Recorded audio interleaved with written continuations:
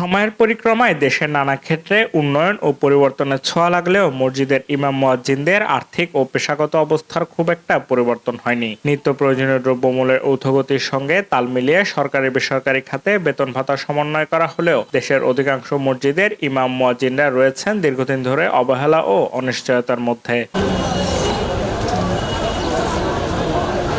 ইমাম মুয়াজ্জিনদের সঙ্গে কথা বলে জানা যায়, অনেকে সামান্য বেতনে সংসার চালাতে হিমশিম খাচ্ছেন। মসজিদে 5 ওয়াক্ত নামাজ পরিচালনা, জুমার খুতবা প্রদান, ধর্মীয় শিক্ষা দেওয়া, সামাজিক ধর্মীয় নানা দায়িত্ব পালন সব মিলিয়ে তাদের কাজের পরিধি ব্যাপক, কিন্তু দায়িত্বের তুলনায় সম্মানে অত্যন্ত কম বলে দাবি তাদের। দ্রব্যমূল্যের যে ঊর্ধ্বগতি, এই দিকে লক্ষ্য করে ইমাম মুয়াজ্জিন খাদেম খতিবদেরকে বেতন বাড়িয়ে দেওয়া হয়, মাসিক একটা সম্মানজনক বেতন দেওয়া হয় এবং 2 ঈদের যদি বোনাস দেওয়া হয়। চাকরির পরে যখন বয়স হয়ে যায়, যখন পেনশনের বয়স চলে আসে, তখন মুসল্লি এবং মসজিদ কমিটির পক্ষ থেকে যদি একটা সম্মানজনক পেনশনেরও যদি ব্যবস্থা করা হয়, উদ্যোগ নিলে এটা কোনো ব্যাপার না, তাহলে ইমাম মুয়াজ্জিন খাদেম খতিবদের হক আদায় হবে বলে আমি মনে করি। আরেকটি বিষয় অ্যাড করতে চাই, বিভিন্ন মসজিদে দেখা যায় খুঁটিনাটি বিষয়ে মুসল্লি এবং মসজিদ কমিটি ইমাম খতিব মুয়াজ্জিন খাদেমদেরকে চাকরিচ্যুত করে। যথাযথ বেতন দিতে পারবো, 2 ঈদে বোনাস দিতে পারবো, চাকরির শেষে একটা পেনশনের ব্যবস্থা রাখতে পারবো, তখন আর কোনো ইমাম খাদেম খতিব মুয়াজ্জিন তাবিজ পানি পড়া ঝাড়ফুঁক এইগুলো দিবে না এবং ঘরে ঘরে গিয়ে টিউশনিও করাবে না। তাই আমাদের চিন্তা করতে হবে তাদেরকে চাহিদা অনুযায়ী দ্রব্যমূল্যের যে ঊর্ধ্বগতি, ওটার দিকে চিন্তা করে মাসিক সম্মান এটা বাড়ানো, 2 ঈদে বোনাস দেওয়া, চাকরি শেষে পেনশনের ব্যবস্থা করা। ইমাম মুয়াজ্জিনদেরকে তুচ্ছ-তাচ্ছিল্য ভরে আচরণ করা হয় এবং তাদেরকে অবহেলা চোখে দেখা হয়।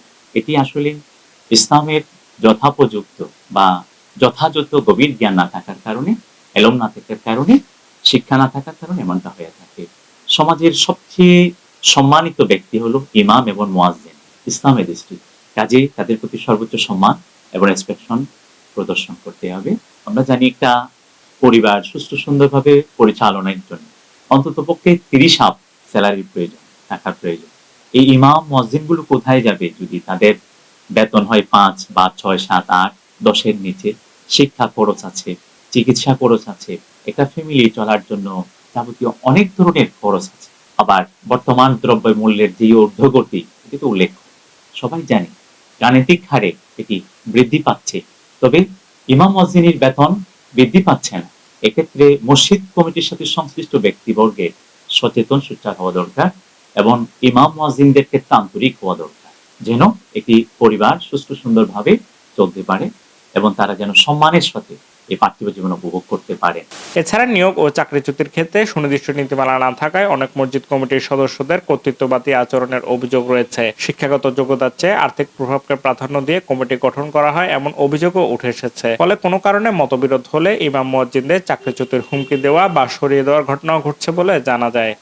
পয়সার কারণে বা প্রভাবের কারণে দায়িত্বশীল হয়ে যায়, তারা আলেম ওলামাদের ইমামদের মর্যাদা সহজে তারা বুঝতে চায় না।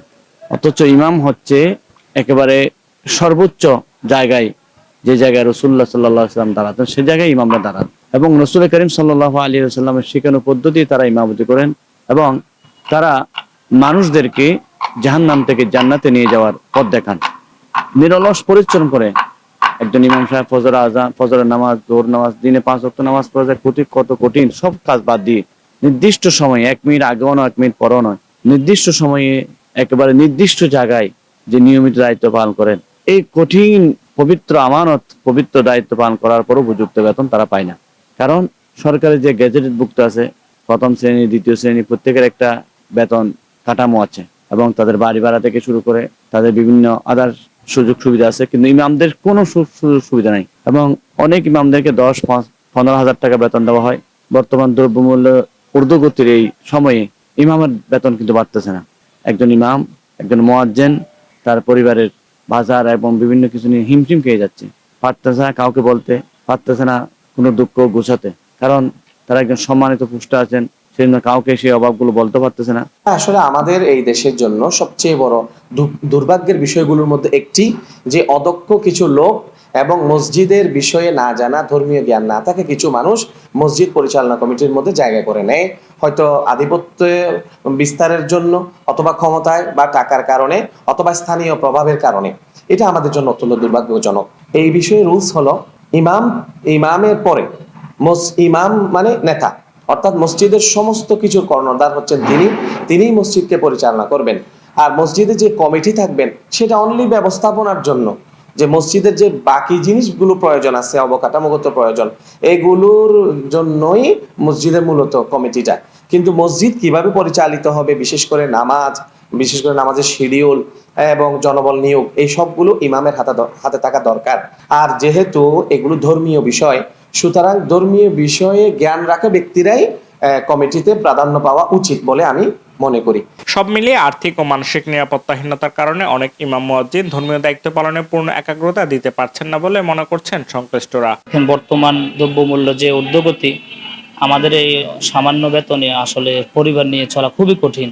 আমরা দেখা যাচ্ছে পরিবারের ভরণ পোষণ গোছাইতে আমাদের কষ্ট হয়ে যাচ্ছে, যার কারণে আমাদের সামান্য বেতনে আমাদের এই অল্প টাকা দিয়ে আমাদের পরিবার চলা খুবই কঠিন হয়ে পড়ছে। এই জন্য সরকার যে আমাদের জন্য একটা গ্যাজেট প্রকাশ করছে, আমরা চাই এই গ্যাজেটটা অতি দ্রুত আমাদের মাঝে বাস্তবায়ন হোক। তাই দ্রুত সময়ের মধ্যে সম্প্রতি প্রণয়ন করা ইমাম মুয়াজ্জিনদের বেতন স্কেল বাস্তবায়নের মাধ্যমে তাদের পেশাগত মর্যাদা ও আর্থিক সুরক্ষা নিশ্চিত করার আহ্বান জানিয়েছেন তারা।